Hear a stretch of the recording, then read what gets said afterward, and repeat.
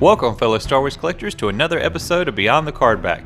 I'm Trooper TK314 here with another vehicle review from a galaxy far, far away. And today we're taking a look at the Star Wars Vintage Collection ATST Raider from The Mandalorian. Let's go ahead and take it out of the box and have a closer look. And here it is, guys, out of the package, and it looks absolutely fantastic. Once again, Hasbro's knocking them out of the park with these vintage collection vehicles with the detail, the weathering, the articulations. This vehicle, I have to say, is one of my favorites. I was really looking forward to having this one in my collection.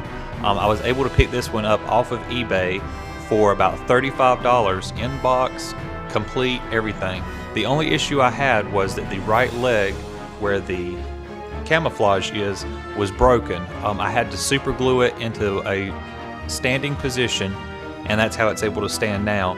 And that's okay. You really can't tell once you put the camouflage over the top of it, because traditionally they want you to put it over the red one. But I decided to put it over the one where I had to super glue it. And it hides the super glue and the work I had to do to fix it, and it looks absolutely great. So for getting this for $35 when it retails for $80, that's a great deal. Let's go ahead and jump into articulation and look at the figure. And here's a front view, guys. It looks absolutely great. I love the weathering, I love the detail. I like the skull and crossbones on the one leg and the tallied kill count on the other. I think that's great. Basically, this is a repaint from the Vintage Collection, or the Black Series ATST that was released about 2 years ago. So this looks absolutely great. They really did a great job repainting it and detailing it. Here's a look from the right side, and as you can see, the detailing is great. I like the soft goods, like the camouflage that's on it.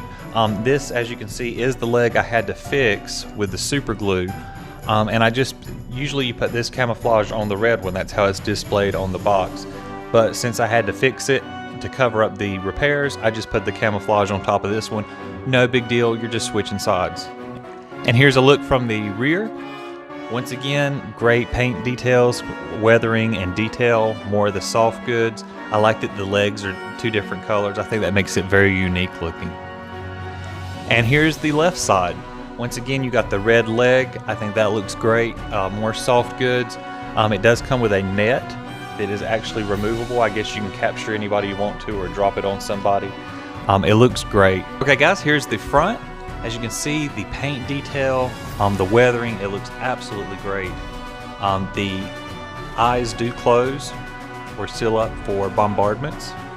They do have different settings. You can move them all the way up if you would like, or like they are in the show, down just a little bit. I am thinking about getting some kind of a red light to put on the inside, because you know in the show the eyes glow red. So I think that would be a nice addition. Moving on to the other side. Here is one of the turret guns. It looks absolutely great. I wish that you could see all the weathering, the detail right here, the brush strokes, the dirt. It looks absolutely great.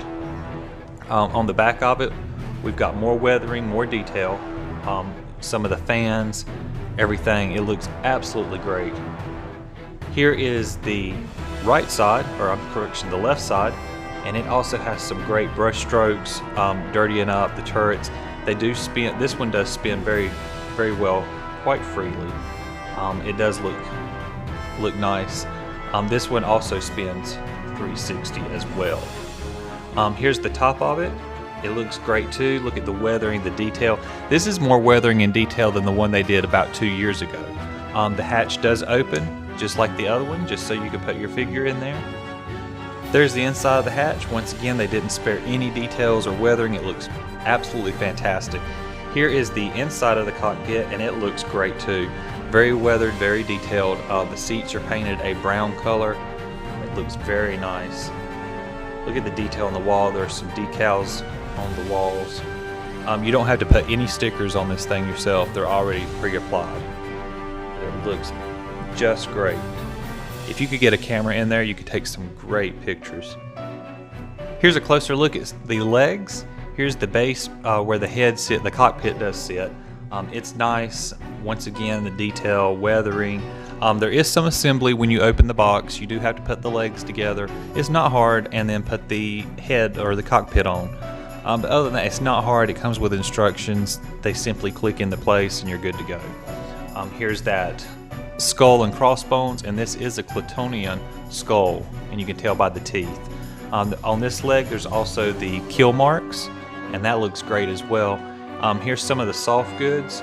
They are already formed to go over the joints and stuff. And here is the foot I repaired, and if I can, I'm not going to take it off, but just trust me when it looks very bad underneath. But that's okay. You know, I paid $35 for it. I cannot complain whatsoever. Here's some more of the detail on the legs right there. They look absolutely great. The paint. I like how both of them are different, but the same with the painting. Once again, some more weathering along here. Just like its predecessor, it is hard to stand. It took me forever to get this thing to stand. And once you get it to stand, don't move the legs or it will fall again. And it does not stand without the cockpit. It's funny how everything has to be together for a complete balance. It's just like the Force. There has to be a light side and a dark side.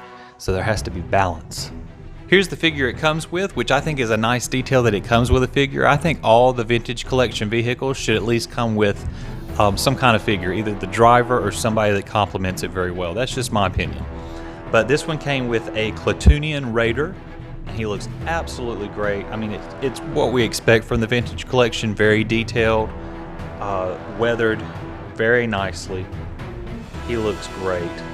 The blaster right here in the holster in the front does not come out. It's just a painted on detail. I kind of wished it would come out. That would be an extra if we could have it, but other than that, that's fine. The headpiece does come off to reveal the Clitonian without one, which I think is nice. And look at that head sculpt. I mean, the eyes look absolutely real. I mean, they're painted in very nicely. That looks great. The armor looks fantastic as well. Let's go ahead and get into some of the articulation with him. His arms they don't spin 360, and the reason why is because of the armor. It gets in the way, but you are able to get out almost flat. Almost. The elbows do bend at a 90-degree angle, and the wrists do rotate. There is no hinge in the wrist. So this is kind of old school vintage collection. It just rotates at the wrist. Moving down to his torso, there is no ball joint, and because of the molding, you're not going to get much rotation. There is a rotation spot there, but because of the molding of all of this plastic, you're not going to get any rotation. When it comes to his legs, that one can kick out pretty far, and that one can too. The plastic is a little rough, and if you leave him sitting like this in the ATST, it will warp it and bend it, so I don't want to do that.